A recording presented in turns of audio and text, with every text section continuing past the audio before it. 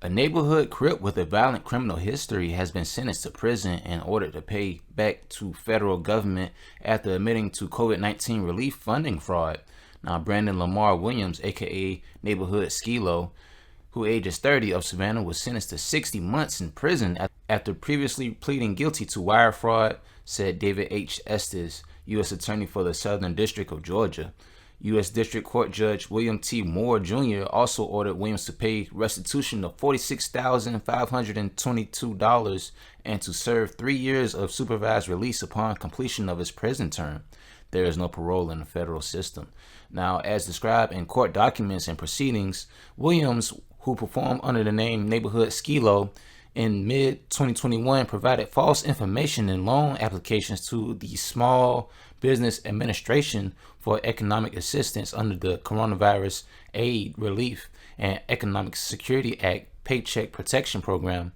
Williams obtained more than $40,000 from a lender participating in the program. Now, a member of the Crip's criminal street gang, Williams has a long violent criminal history that includes possession of illegal guns and drugs with multiple prior sentences to state and federal prisons.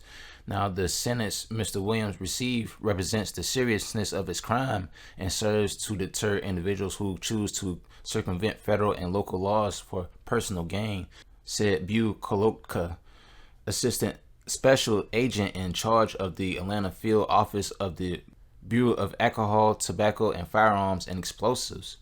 Now, normally, I'll probably talk shit about the criminal in this case, but not this time. During COVID, you gotta remember that everyone faced hard financial times during that stretch of COVID when it came significant.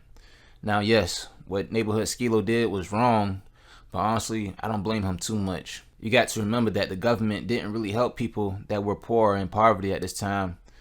You didn't get a UBI, a universal basic income, or multiple stimuluses to help people from being evicted or extra financial help from the government. All the people got was a glorified loan if you had a business.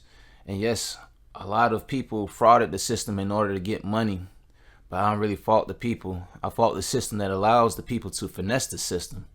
And you got to remember that this costs the government money and resources just checking to see who does fraud or not. It's the system that doesn't pre-check these so-called businesses to see if this was a legit business or even a background check on these individuals. You don't fault the mouse for going after the cheese when you led the mouse to the food in the first place. To me, this was a trap by the government because eventually these people had to pay back those loans. And I think the government knew that a good fraction of them probably couldn't pay back the loan, whether they had a business or not. So tell me what you think. Yeah, what he did was wrong, but it's worth 5 years of prison. I mean, let me know. When people across the nation were struggling financially just to keep their houses, now hopefully he didn't use the money to get fresh or nothing like that because that's a waste of resources.